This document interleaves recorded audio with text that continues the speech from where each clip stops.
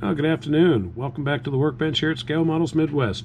As always, I'm David, and Happy New Year. This will be a relatively quick video. I've got another one planned for tomorrow, but this one's just going to be kind of like, what did I build in 2022, and what do I hope to build starting in 2023? For starters, I've got this kit right here. This is the AMT 70.5 Camaro Z28, and it built up to be a good kit. It's not a great kit. I have my issues with it, and just wanted to share those with you. It's definitely, as one of my subscribers commented a few weeks ago, not a kit for beginners. But having said that, it did take a little bit more time to build than I expected, especially when you're trying to mate the body to the chassis. And I'll show you some of the things that I started off with.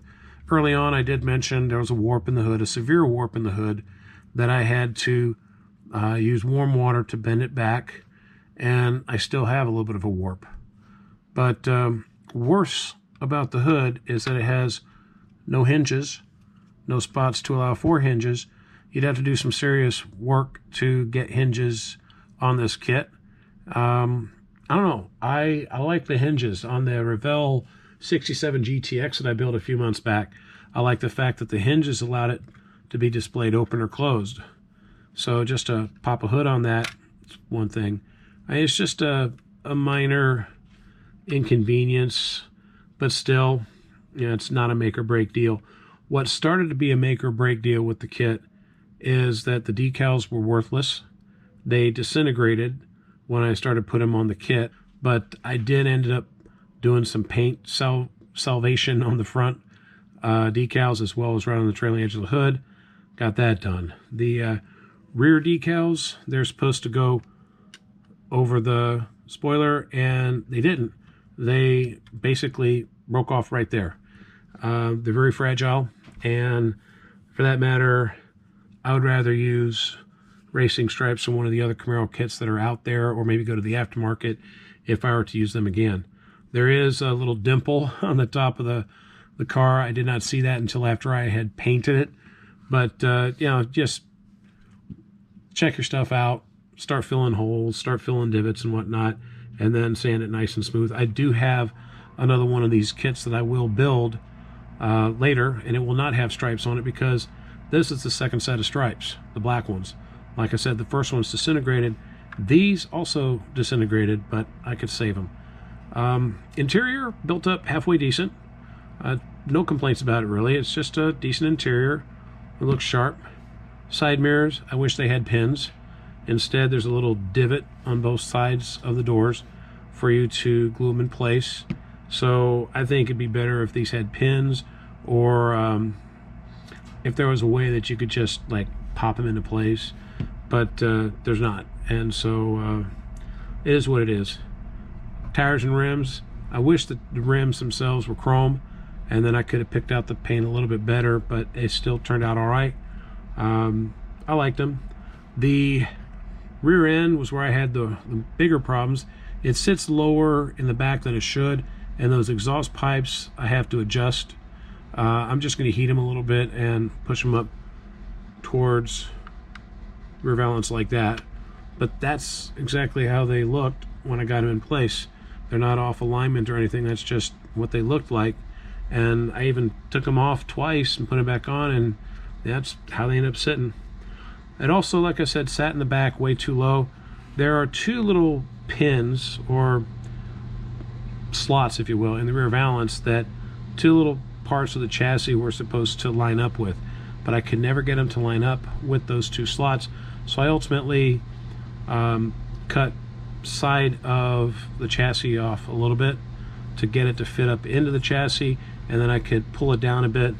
But again, as you see, it still sits lower in the back, higher in the front.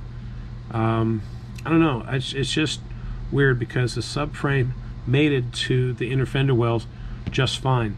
Maybe you have to trim a little bit of the inner fender wells to get it to sit a little lower up front. I don't know. I know that when I go to build the next kit, I'm going to do it kind of Iceman style. He's building one like this right now. Check him out on Facebook. He's going to do like Pro Touring style. So for that, I'm actually going to take out all of the interior part of the engine bay and go with a Pro Touring tube frame. I'm going to use some of the tires and rims that Joel has on his website, and whatever he's using for his chassis I might use the same one, but that's what I'm going to do with this particular kit once it's all said and done.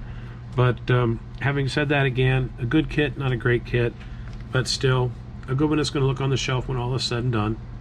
Okay, but beyond that, I'm going to go on ahead and turn it over to the other pictures that I had from my previous builds.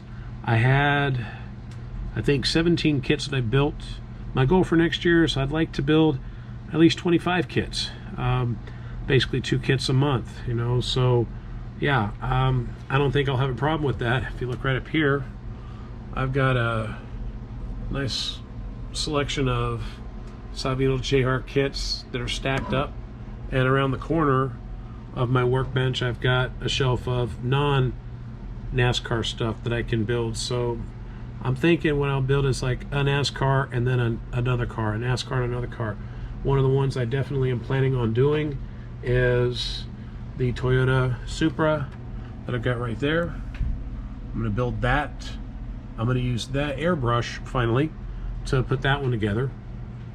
And then I was out at Hobby Lobby yesterday just to see if they had anything that wasn't the normal stuff, and came away disappointed for the most part. It had the same stuff as before, but this one was the only one that I saw there that I hadn't seen before.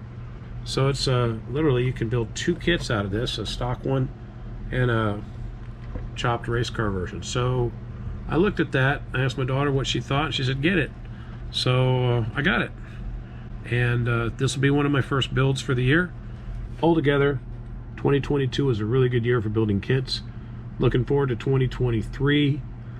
Tomorrow I'll have started on my next kit, my first kit of 2023. There's a NASCAR group build starting February 5th, I believe, that a couple of people are putting on. I think Fred Henry's one of them. I'm going to participate in that one. Again, I've got a ton of Salvino Jr. kits that I can put together for that, but I'm going to put a lot of other kits together besides just those, and hopefully you'll like what I build.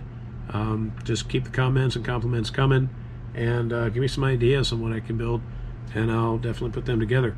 So with that, I'm going to go ahead and run the slideshow of the stuff that I've built, and tomorrow hopefully have another video out showing you what I've started. So again, as always, thank you very much for checking out the channel. Keep building cool kits, and we will see you in the next video.